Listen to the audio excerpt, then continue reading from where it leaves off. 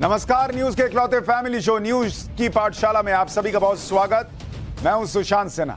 ये वो पाठशाला जहां सबकी क्लास लगती है। खबर का हर चैप्टर इतने विस्तार से खोलते हैं, कई बार तो लोग मिलते हैं तो पूछते हैं बॉस इतनी जानकारी कहां से निकाल लेते हैं आप। तो सबसे पहले आज पाठशाला शुरू करता हूं और आपको बताता हूं कि कौन कौन सी जानकारी निकाल कर लाया हूं, क्या क्या क्लास लगने वाली है, कौन कौन सा चैप्टर खुलने वाला है। सबसे पहले बात होगी महिला आरक्षण बिल की, जो लोकसभा में पास तो हो गया, लेकिन सबकी सुई ओबीसी पर क्यों अटकी है, आज आपको यह समझाऊंगा। मोदी वर्सेस ऑल, ओबीसी के लिए किसने क्या किया, यह बताने वाला चैप्टर लेकर आया हूं। 3 दशक में महिला बिल ना आने देने वाले सियासी विलन कौन कौन है, आज उसका चैप्टर भी। ओबीसी की पीठ में सियासी चुरा भोंकने वालों की क्लास भी लगाऊंगा। इसके अलावा पीएम मोदी कैसे कनाडा को दूसरा पाकिस्तान बनने से रोक रहे हैं, आज इसकी बात होगी। भारत विरोधी खालिस्तानियों पर पीएम मोदी के सीक्रेट एक्शन का चैप्टर। भारत को घेरने निकले ट्रूडो को किस किस नेता ने डांट लगाई है, आज आपको वो भी बताऊंगा। और फिर दुनिया की सबसे ऊंची इमारत बुर्ज खलीफा अब बौनी नजर आएगी। ऐसा क्या हो गया कि बुर्ज खलीफा की हाइट अब कम लगने लगेगी, आज इसके बारे में बताऊंगा। और आखिर में पाठशाला का स्पेशल चैप्टर, सियासी किस्सा। वो कौन था जिसने इंदिरा गांधी को चाय पानी तक नहीं पिलाया, मुंह पे दरवाजा बंद कर दिया, आज इसके बारे में बताऊंगा। लेकिन पाठशाला शुरू करने से पहले दिन भर की बड़ी खबरों का रिवीजन, उसके बाद पहला chapter.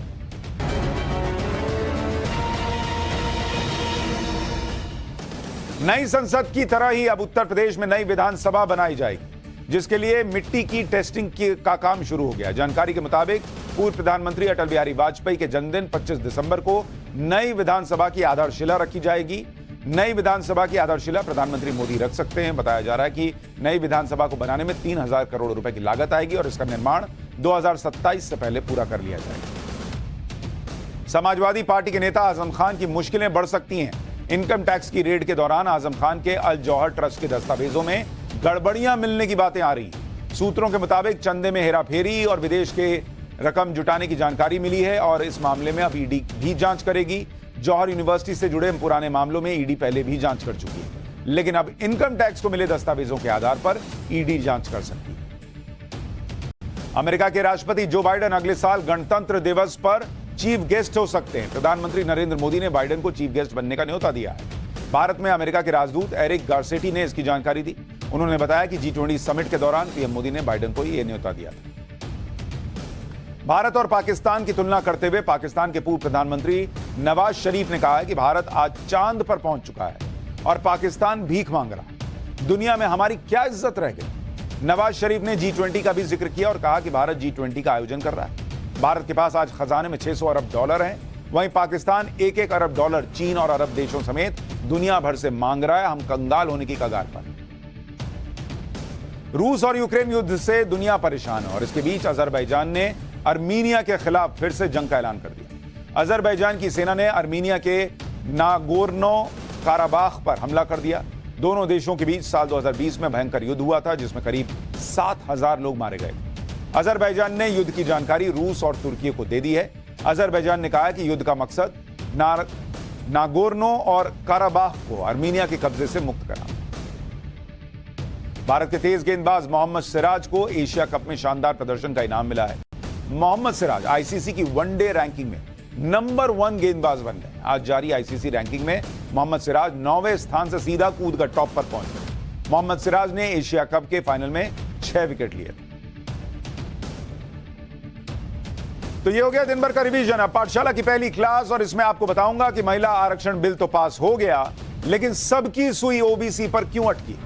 Modi versus all, OBC के लिए किसने क्या किया, आज ये बताने वाला चैप्टर लाया हूं। और 3 दशक में महिला बिल ना आने देने वाले सियासी विलन कौन कौन है, ओबीसी की पीठ में सियासी छुरा भोंकने वाले कौन कौन हैं, आज उनकी क्लास लगाऊंगा।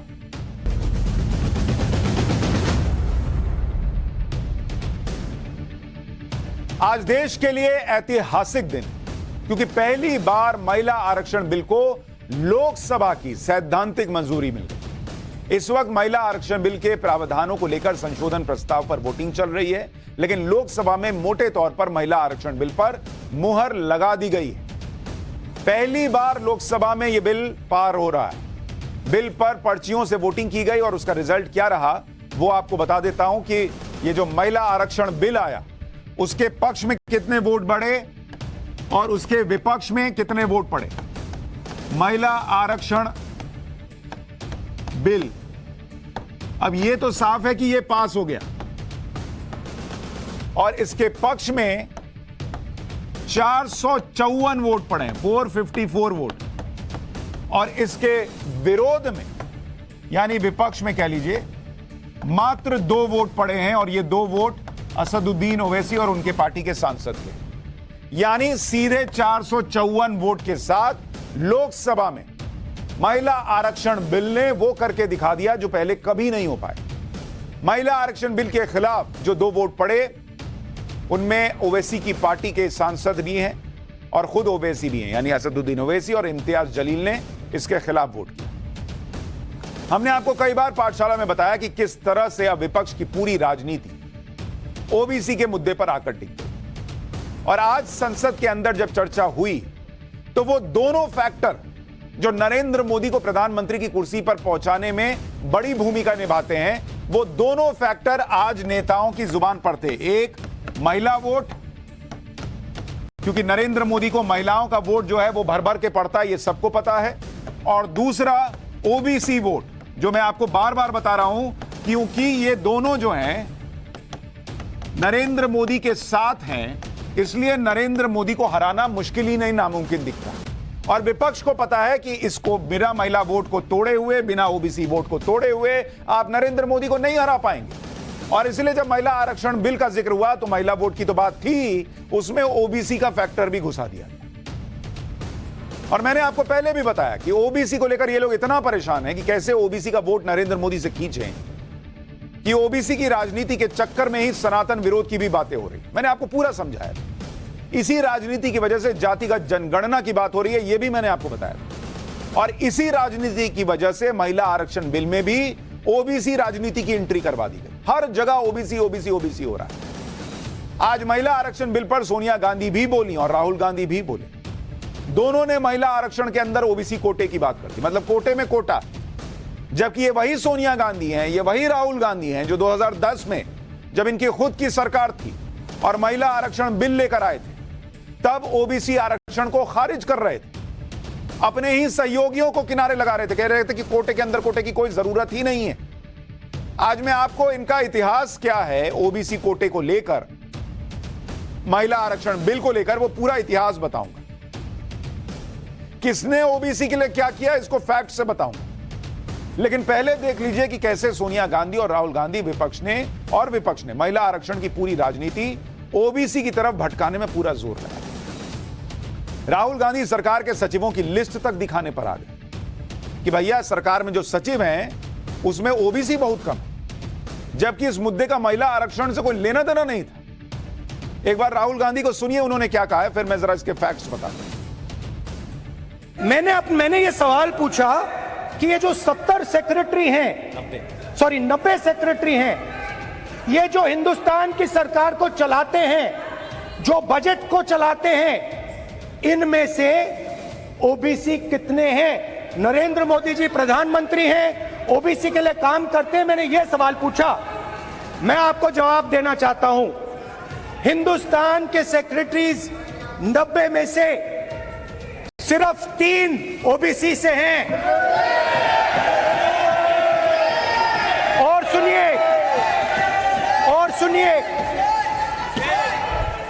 और सुनिए, नहीं घबराइए मत, डरो मत, और सुनिए, ये जो सेक्रेटरीज हैं जो ओबीसी कम्युनिटी से हैं, ये हिंदुस्तान के सिर्फ 5% बजट को कंट्रोल करते हैं।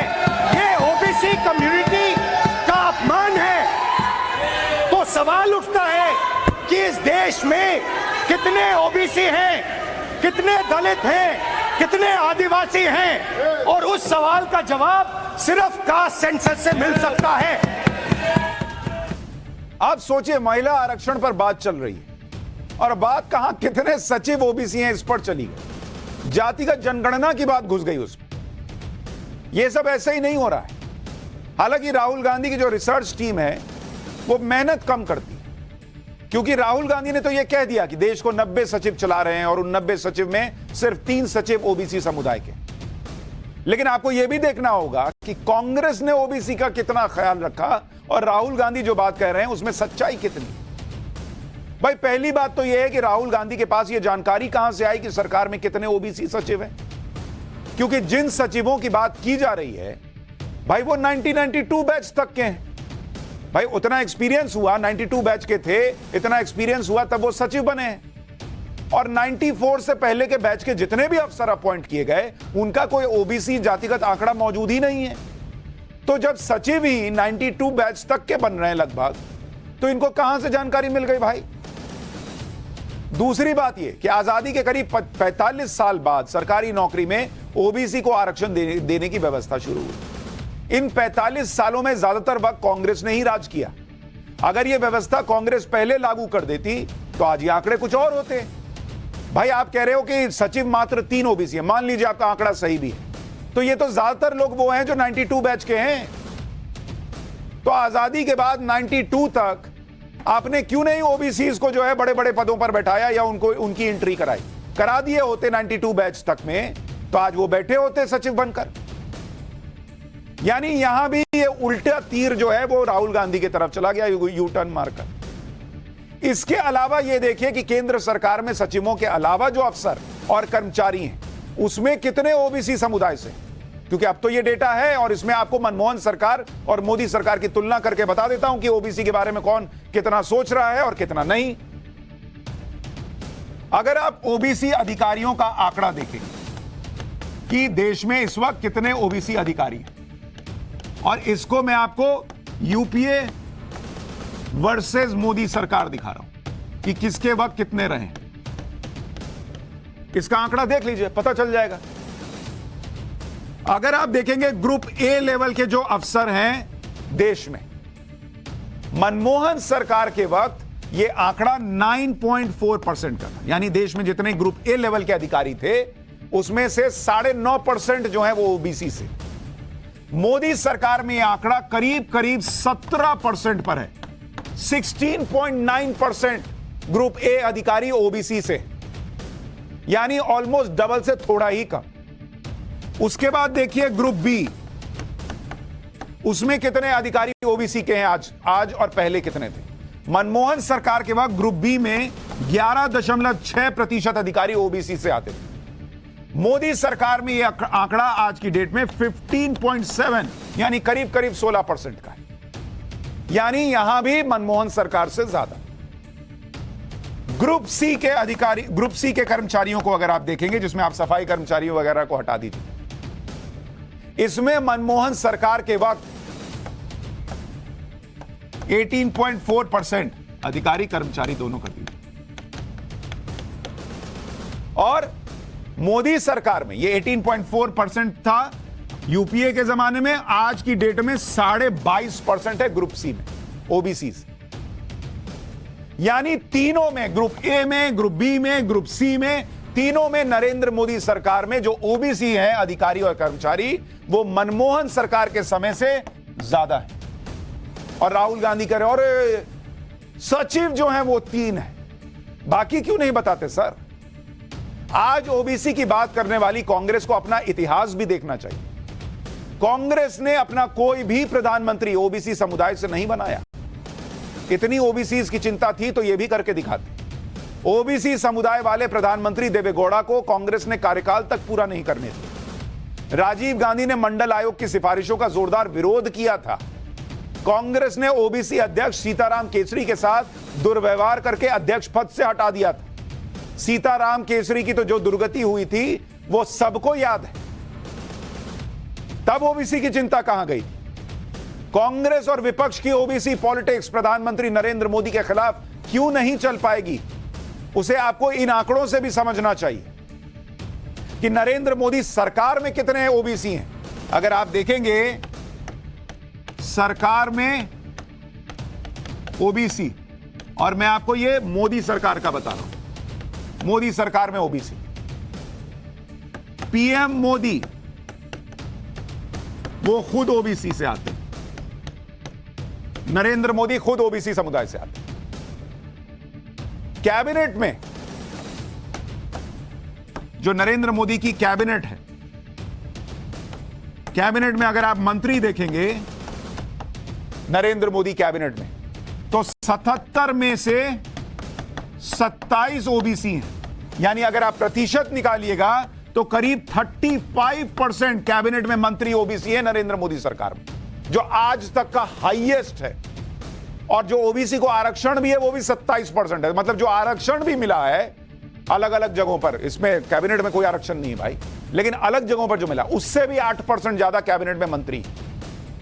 ओबीसी सांसद किसके? बीजेपी के। ओबीसी सांसद कितने? 303 में 113 ओबीसी सांसद हैं। और इसका अगर आप परसेंटेज निकालिएगा तो ये भी करीब 37% बैठता, 37% बॉस। बीजेपी के ओबीसी विधायक, जो देश भर में अलग अलग राज्यों में बीजेपी के विधायक है, अगर आप सबको मिला लीजिए तो बीजेपी के जो ओबीसी विधायक है वो 1358 विधायक टोटल बैठते हैं अलग अलग राज्यों का मिला के, उसमें से 365 ओबीसी है, यानी 27%। यानी जो कोटा है अलग अलग जगहों पर वहां भी 27% और बाकी जगह तो 35 और 37%। बीजेपी के एमएलसी यानी 163 में से 65 एमएलसी बीजेपी के ओबीसी हैं, और यह आंकड़ा कितना बैठता है? 40%। आप देख रहे हैं बॉस, ओबीसी की पॉलिटिक्स करने के चक्कर में, ओबीसी को भड़काने के चक्कर में आप क्या बता रहे हो ओबीसी को कि तुम्हारा कोई प्रतिनिधित्व नहीं है। 35%, 40% किसी पार्टी में हर जगह प्रतिनिधित्व दिख रहा है ओबीसी का। और इसमें सबसे बड़ी बात यह है कि जब देश के प्रधानमंत्री नरेंद्र मोदी खुद ओबीसी समुदाय से हैं, तो फिर उन्हें ओबीसी विरोधी ठहराने की राजनीति कहां टिकेगी बॉस? सुनिए आज लोकसभा में गृह मंत्री अमित शाह ने क्या कहा है। आज माताओं के लिए 33% आरक्षण नरेंद्र मोदी जी लेकर आए हैं। और मोदी जी ने ये जो वादा किया था, मान्यवर, ये जो वादा किया था वो मोदी जी ने पूरा किया है। और ये सारे जो ओबीसी का राज हड़पते हैं उनको मैं कहना चाहता हूं, आपकी पार्टियों ने कभी ओबीसी प्रधानमंत्री नहीं बनाया। भारतीय जनता पार्टी ने ओबीसी प्रधानमंत्री बनाया मान्यवर। इसलिए मैं सभी दल के सांसदों को एक विनती करना चाहता हूं, आपको लगता है इसमें कुछ अधूरा है तो कल सुधार लेंगे, मगर हम जो लेकर आए हैं वो महिलाओं के सम्मान की बात है। कृपया उसका समर्थन कीजिए। जो लोग आज महिला आरक्षण में ओबीसी आरक्षण की बात कर रहे हैं वो भूल जाते हैं कि अब जो महिला आरक्षण बिल आया है वो बिल पहले 4 बार संसद में आ चुका भाई, और किसी भी बिल में आरक्षण के अंदर आरक्षण की बात नहीं थी। महिला आरक्षण का बिल कब कब आया वो भी आपको याद दिला देता हूं। अगर इतनी चिंता थी तो पहले भी लेकर आते। पहले 4 सरकारों में 1996 में देवेगौड़ा सरकार थी, देवेगौड़ा सरकार, उस वक्त भी यह बिल आया था, लेकिन उस वक्त भी कोटे में कोटा नहीं था। 1998 में अटल सरकार में आया यह बिल, उस वक्त भी कोटे में कोटा नहीं था। उसके बाद यह बिल जो है वो 2002 में फिर आया अटल सरकार में, तब भी कोटे में कोटा नहीं था। और उसके बाद 2008 में मनमोहन सरकार के वक्त भी यह बिल आया, और उस वक्त जब सोनिया गांधी यूपीए की चेयरपर्सन थी तब भी कोटे में कोटा नहीं था।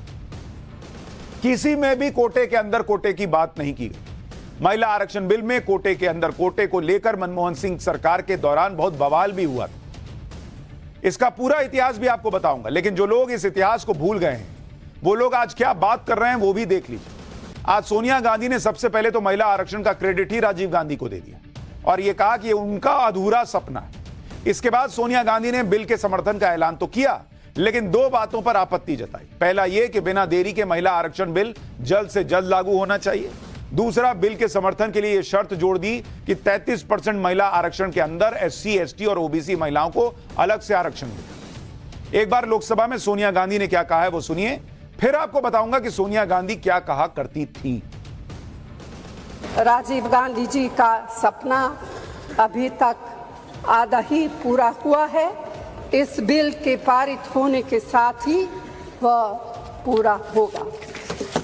अध्यक्ष महोदय, कांग्रेस पार्टी इस बिल का समर्थन करती है। हमें इस बिल के पास होने से खुशी है, मगर इसके साथ साथ एक चिंता भी है। मैं एक सवाल पूछना चाहती हूँ। पिछले 13 वर्षों से भारतीय स्त्रियां अपनी राजनीतिक जिम्मेदारी का इंतज़ार कर रही हैं और अब उन्हें कुछ वर्ष और इंतज़ार करने के लिए कहा जा रहा है। कितने वर्ष? 2 वर्ष, 4 वर्ष, 6 वर्ष, 8 वर्ष? क्या भारत की स्त्रियों के साथ बर्ताव उचित है? भारतीय राष्ट्रीय कांग्रेस की मांग है कि यह बिल फौरन अमल में लाए जाए, लेकिन इसके साथ ही कास्ट सेंसस कराकर शेड्यूल ट्राइब, ओबीसीज की महिलाओं के आरक्षण की व्यवस्था की जाए। सरकार को इसे साकार करने के लिए भी जो कदम उठाने की ज़रूरत है वह उठाने ही चाहिए। इस बिल को लागू करने में और देरी करना भारत की स्त्रियों के साथ घोर नाइंसाफी है। अपने वक्त में यह बिल आया ही नहीं लोकसभा में। आज इस बिल को बिल के साथ देरी होना महिलाओं के साथ नाइंसाफी हो जाएगी और कहा जा रहा है कि भाई आरक्षण में आरक्षण दिया जाना चाहिए। सोनिया गांधी आज महिला आरक्षण बिल में एससी, एसटी और ओबीसी महिलाओं के लिए आरक्षण मांग रही, जबकि यूपीए सरकार के दौरान जो बिल आया था, जो साल 2010 में राज्यसभा में पास भी हुआ, उसमें ऐसा कोई प्रावधान उनकी सरकार ने तो नहीं रखा था। 2010 में जब महिला आरक्षण बिल राज्यसभा में पास हुआ तो एक न्यूज चैनल को दिए इंटरव्यू में सोनिया गांधी से पूछा गया था कि कुछ लोग हैं जो महिला आरक्षण में अल्पसंख्यक और ओबीसी कोटे की मांग कर रहे हैं, आपको लगता है कि बिल पर पुनर्विचार होना चाहिए? तब यूपीए की चेयरपर्सन रही सोनिया गांधी ने साल 2010 में इसके जवाब में कहा था कि जो लोग इस तरह के सवाल कर रहे हैं, मैं उनसे कहूंगी कि उनको कौन रोक रहा है मुस्लिम या ओबीसी महिला को आरक्षित सीट पर टिकट देने से? कौन रोक रहा है उनको? तो आज भी कोई नहीं रोक रहा। आज भी अगर आरक्षण आ रहा है तो कोटे के अंदर कोटा क्यों चाहिए? मुस्लिम महिलाओं को दे दीजिए टिकट, ओबीसी महिलाओं को दे दीजिए टिकट। लेकिन नहीं, अगर महिला आरक्षण आ गया, नरेंद्र मोदी के लिए महिला वोट बढ़ गए, फिर कैसे रोकेंगे भाई? तो एक काम करो, उसमें जो है वो आरक्षण के अंदर आरक्षण ले आओ ताकि ओबीसी महिलाओं को यह बताया जाए कि हम तुम्हारे लिए चाहते थे, ये लोग नहीं लाए। अब जो साल 2010 में सोनिया गांधी कह रही थी वही बात वो आज कर सकती हैं। अगर उनको एससी, एसटी और ओबीसी महिलाओं की इतनी चिंता है तो वो खुद अपनी पार्टी में आज से लागू कर दें, ऐलान कर दें कि आने वाले सभी चुनाव में उनकी पार्टी एससी, एसटी और ओबीसी महिलाओं को ज्यादा से ज्यादा टिकट देगी। या तो ये भी कह दें कि 33% सीटों पर ओबीसी महिलाएं जो हैं वो कैंडिडेट होंगी। कहते हैं भाई अपनी पार्टी में कर दें, सरकार नहीं कर रही, मान लीजिए मोदी जी विरोधी हैं, आप कर दो कांग्रेस पार्टी में। जब यूपीए के वक्त महिला आरक्षण बिल लाया गया था तो उस वक्त भी ओबीसी महिलाओं को आरक्षण देने की मांग उठी। तब तत्कालीन कानून मंत्री वीरप्पा मोइली ने ओबीसी आरक्षण की मांग को यह कहते हुए खारिज कर दिया था कि संविधान में ऐसा कोई प्रावधान नहीं है कि राजनीति के अंदर ओबीसी आरक्षण दिया जाए, हालांकि नौकरी और शिक्षा में आरक्षण का प्रावधान। वीरप्पा मोइली ने यह भी तर्क दिया था कि राष्ट्रीय स्तर पर ओबीसी का कोई डेटा तक मौजूद नहीं, तो अपनी सरकार हो तो कोई प्रावधान नहीं, दूसरे की सरकार हो तो कर दीजिए कर दीजिए कर दीजिए। महिला आरक्षण बिल पर आज हम आपको थोड़ा इतिहास भी बताना चाहते हैं। मार्च 2010 में महिला आरक्षण बिल पास हुआ था, उस वक्त संसद में कैसा माहौल था आपको वो भी जानना चाहिए।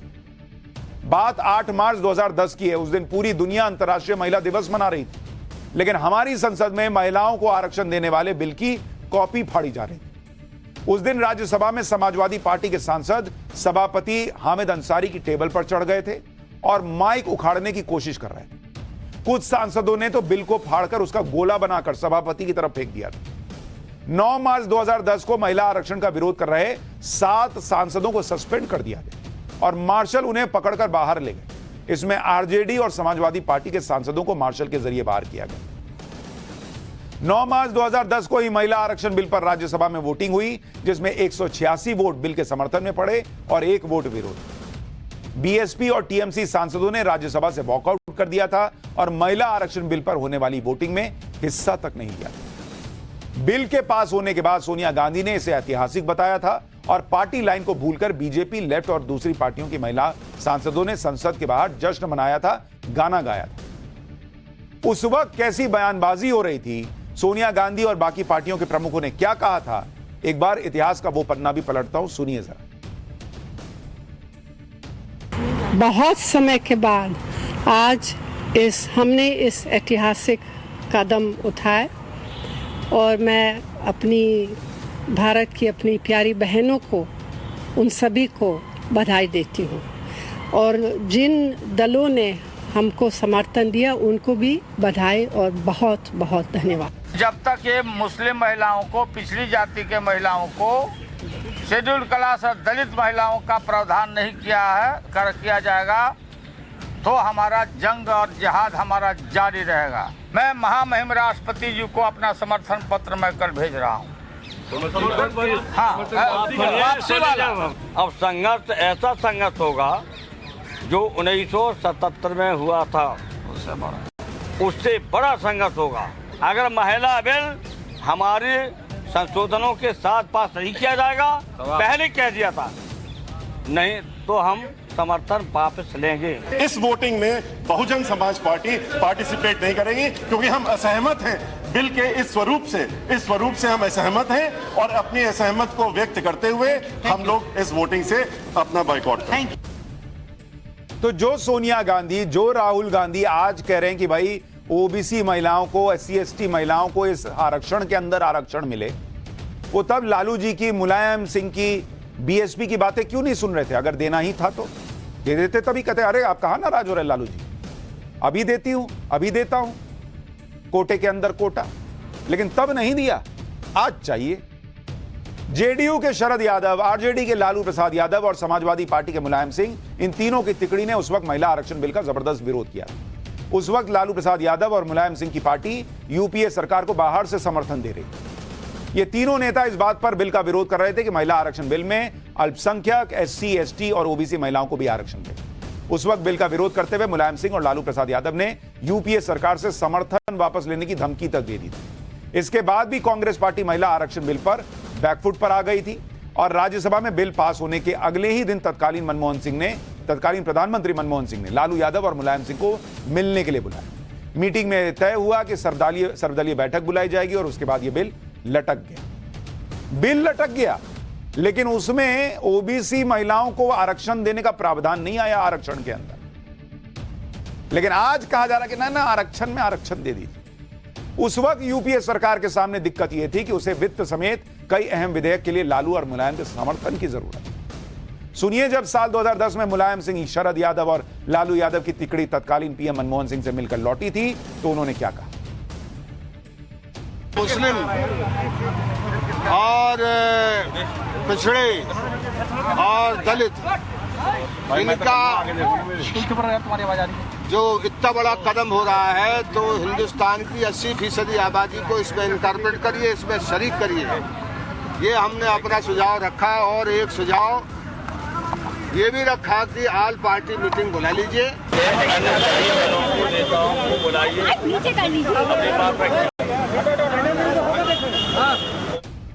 यानी घनघोर विरोध चल रहा था भाई कि दीजिए कोटे के अंदर कोटा, लेकिन बिल को लोकसभा में रखना मंजूर नहीं था। कोटा देना जो है उसके लिए तैयार नहीं कि ठीक है लोकसभा में नहीं जाएगा तो नहीं जाएगा, लेकिन कोटे के अंदर कोटा नहीं देंगे। ये थी कांग्रेस पार्टी। और आज सोनिया जी और राहुल जी खड़े होकर कह रहे कि ना कोटे में कोटा दीजिए। अब इस विरोध में जो दूसरी बात चल रही है कि महिला आरक्षण बिल अगर संसद से पास भी हो जाता है तो अभी लागू नहीं होगा और नरेंद्र मोदी का यह चुनावी जुमला है। हम आपको कल भी समझा चुके कि महिला आरक्षण बिल में यह प्रावधान है कि डिलिमिटेशन के बाद ही उसे लागू किया जाएगा और डिलिमिटेशन 2026 के बाद होने वाली लेटेस्ट जनगणना के बाद ही हो सकता है। यह भी समझने वाली बात है कि संविधान के आर्टिकल 82 में ही डीलिमिटेशन की प्रक्रिया का जिक्र है और आर्टिकल 82 यह कहता है कि हर जनगणना के बाद ही डीलिमिटेशन की प्रक्रिया होगी, जिसमें राज्यों में लोकसभा और विधानसभा सीटें जनसंख्या के हिसाब से बांटी जाएंगी। और इस आर्टिकल 82 में साल 2002 में संशोधन करके 2026 की डेट डाली हुई है। तो क्या संविधान के खिलाफ जाकर हो जाएगा क्या? लेकिन पॉलिटिक्स चल रही है। दूसरी बात यह कि आर्टिकल 170 के खंड 3 में राज्यों में लोकसभा और विधानसभा सीटों की संख्या साल 2026 के बाद जो सबसे लेटेस्ट जनगणना होगी उसी आधार पर बदली जाएगी। गृह मंत्री अमित शाह ने भी आज सदन के अंदर ये बातें याद दिलाई। अब 1/3 मान्यवर 1/3 सीटों का रिजर्वेशन करना है तो वो सीटों कौन तय करेगा? ये जो कह रहे हैं क्यों नहीं कर देते, कौन करे? हम करें और फिर वायनाड रिजर्व हो गया है तो आप क्या करोगे? हमको कहोगे कि भाई पॉलिटिकल कर दिया। ओवैसी साहब नहीं, अगर हैदराबाद रिजर्वेशन हो गया, रिजर्व हो गया तो कहोगे कि भाई पॉलिटिकल रिजर्वेशन कर दिया। इसलिए ये बहुत अच्छा है कि ये डीलिमिटेशन कमीशन जो क्वासा जुडिशियल प्रोसीडिंग से चलता है, हर राज्य में जाकर, हर क्षेत्र में जाकर ओपन हियरिंग देकर ट्रांसपेरेंट पद्धति से इसका नीति निर्धारण करता है, वो डीलिमिटेशन कमीशन से इसका निर्धारण हो। इसके पीछे केवल और केवल पारदर्शिता का ही सवाल है मान्यवर, कोई पक्षापक्षी नहीं होनी चाहिए। हालांकि जो लोग मुस्लिम महिलाओं को आरक्षण के अंदर आरक्षण मिलने की बातें कर रहे हैं, आरक्षण के अंदर आरक्षण की बातें ओबीसी महिलाओं के लिए कर रहे हैं, वो जरा खास तौर पर मुस्लिम महिलाओं को सुने कि वो कैसे नरेंद्र मोदी के लिए धन्यवाद व्यक्त कर रही हैं कि महिला आरक्षण बिल मोदी जी लाए। मैं काफ़ी इत्तेफाक रखती हूँ मोदी जी से, बल्कि मोदी जी का मैं शुक्रिया अदा करती हूँ कि इन्होंने कम से कम महिलाओं के बारे में तो सोचा। उन्होंने किसी धर्म या कास्ट को लेकर नहीं सोचा है, उन्हें सभी धर्मों और सभी मजहब की औरतों के बारे में सोचा। उन्होंने एक महिला को प्रायोरिटी दी। हम इस दम के लिए यही कहेंगे, हमारी शुभकामनाएं उनको 2024 के इलेक्शन के लिए उनको बहुत बहुत शुभकामनाएं। हम चाहेंगे कि बीजेपी सत्ता में आए और बड़े जोर शोर से, और यकीन है आएगी, पूरा यकीन है राजस्थान में भी बीजेपी आएगी। अगर 33% आरक्षण जो हो रहा है ये महिलाओं के हक में बहुत अच्छा कदम है। इससे महिलाएं एमएलए भी बनेंगी, एमपी भी बनेंगी, पार्षद भी बनेंगी, फिर मुख्यमंत्री भी बनेंगी, हो सकता है प्रधानमंत्री भी बने। तो बहुत अच्छी पहल है मोदी जी की। ये सिर्फ मोदी जी ही सोच सकते हैं, बाकी आज तक तो ये काम हुआ नहीं। मैं तो यही कहूंगी कि लेडीज के लिए कोई काम नहीं करता है, चलो मोदी जी कर रहे हैं तो ये हमें बहुत अच्छा लगा। तो आगे भी इस तरह करते रहें, तो क्योंकि लेडीज को बहुत कम समझा जाता है, उनकी तकलीफें वो सुनी नहीं जाती हैं। चलो इसके तहत सबके मसले हल हों लेडीज के तो अच्छा लगेगा। महिलाओं